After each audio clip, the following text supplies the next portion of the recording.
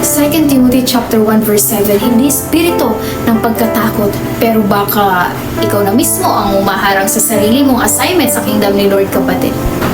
Pakinggan mo si Pablo kay Timothy. 1 Timothy chapter 4 verse 2, sabi ni Paul ito kay Timothy, huwag mong hayaang hamakin kanino man dahil sa iyong kabataan. Sa halip, maging huwaran ka sa mga mananampalataya, sa pananalita, ugali, pag-ibig, at kalinisan. Bata pa si Timothy pero hindi sinabi ni Paul na hintayin mong maging leader ka muna bago ka kumilos. Sabi niya, maging huwaran ka ngayon pa lang. Ganyan din ang paalala sa atin, hindi hadlang ang edad o kakulangan sa galing o karanasan mo. Ang hadlang lang ay kapag pinayagan mong maniwala ang puso mo sa mga excuses. Pinangako naman ni Lord sa atin, di ba? Sa bawat mission natin na hindi niya tayo pababayaan ni iiwanan man. God does not need you to understand everything. Hindi niya naman sinabi na i-figure out mo lahat. Ang sabi niya, just trust me, anak.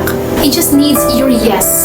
Ang tanong, available ka ba ngayon, kapatid? Kung tinatawag ka ni Lord ngayon, huwag ka na magdalawang isip pa, sumagot ka, yes Lord, amen. Believe in God's promise, mga kapatid. At alam niyo mga kapatid, kung ang availability ni Mary ang nagbukas ng pinto para sa plano ng Diyos, ang pananampalataya naman niya ang nagselyo nito sa kanyang puso. Mary did not just say yes outwardly, she believed inwardly.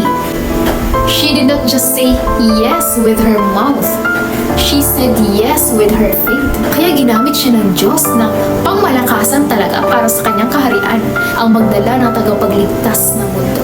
Alam niyo mga kapatid kung ano yung naging edge ni Mary? Trust.